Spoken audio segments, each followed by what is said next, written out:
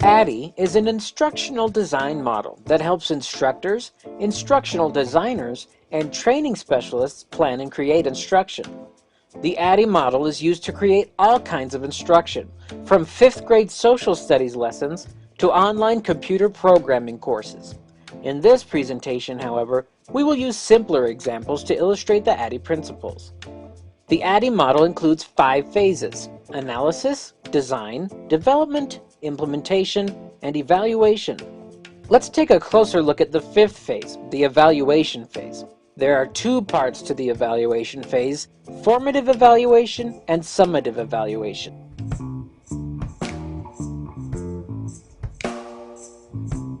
Even though it is the final letter in the ADDIE acronym, most of the evaluation phase doesn't come last. You should actually be evaluating your instructional materials as you go through each part of the ADDIE process.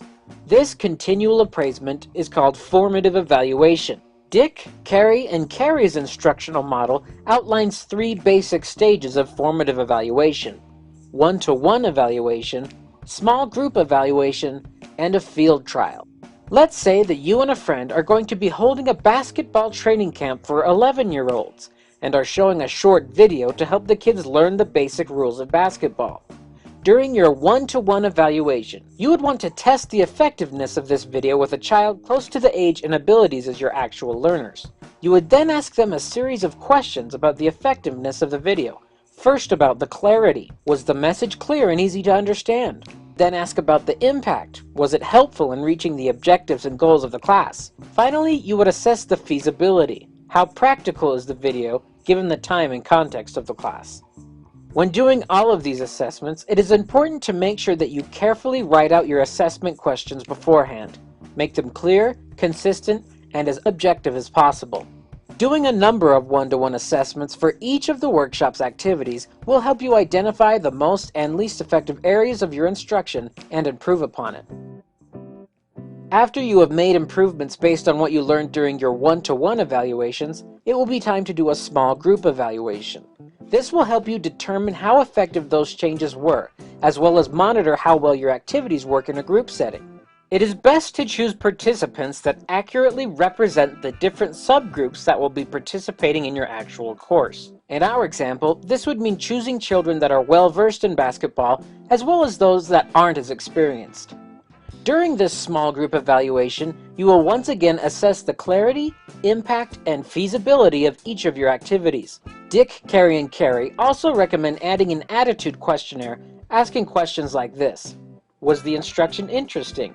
Did you understand what you were supposed to learn? Were the materials directly related to the objectives? Were there sufficient practice exercises? Did the tests really measure your knowledge of the objectives? Did you receive sufficient feedback? After you use a small group evaluation to further refine your instruction, you'll be ready to do a field trial. This is a real-time rehearsal of all the instructional activities you have planned for your course. You will want to conduct it in a setting similar to the eventual instructional setting, to take into account any environmental variables. Once again, you will assess the clarity, impact, and feasibility of your instruction, and make changes accordingly. Then you will be ready to deliver your instruction. The other stage in the evaluation phase is the summative evaluation. The purpose of a summative evaluation is to prove the worth of the instruction after it is completed. Kirkpatrick's model outlines 4 types of outcomes to evaluate: the reaction, learning, behavior, and results. It is wise to document the reaction of your learners. This is most easily done by writing a series of statements and having the students indicate how strongly they agree or disagree, like this: the basketball camp's objectives were clear to me. The drills and exercises fit in with the goals of the camp. The instructions we were given were clear and easy to understand. It is also a good idea to document more specific reactions about the instructor, activities, assessments, and audio visuals, like this: the video on the rules of basketball was helpful and informative. The passing drill we did helped my passing abilities. The instructor was kind and treated me with respect. A few open-ended questions can be helpful as well, especially about the overall strengths and weaknesses of the course. And make sure to make your feedback survey anonymous. This encourages learners to truly express their attitudes without fear of judgment or retribution. All of this feedback will once again help you know what went well in the course and what can be improved upon.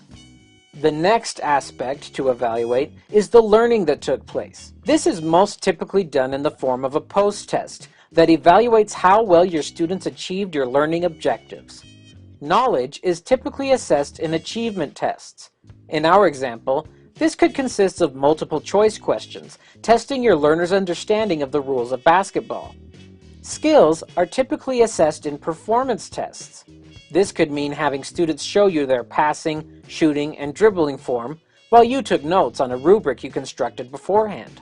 Attitudes are typically assessed on questionnaires, similar to the reaction surveys we talked about a moment ago. Behavior evaluation involves measuring the transfer of knowledge, skills, and attitudes from the training context to the actual performance setting. It is especially important to track this in professional settings. If you trained call center employees on a new way of upselling customers, you will want to evaluate whether or not they are doing this on their actual calls. In our basketball camp example, this could mean seeing whether or not your students utilize the skills you taught them as they played basketball games outside your workshop. Finally, you will want to measure the results of your training. In professional settings, this could mean seeing how well the training affected things like profits, productivity, morale, and job satisfaction. In our basketball example, this could mean assessing the training's effects on your players' confidence, enjoyment, and win-loss rates. So that's it for our basic overview of the evaluation phase of the ADDIE model. Conducting formative evaluations during each stage of the ADDIE process, as well as administering a summative evaluation after the course is implemented, will help you make sure your course is helping reach your instructional goals. Thanks for watching.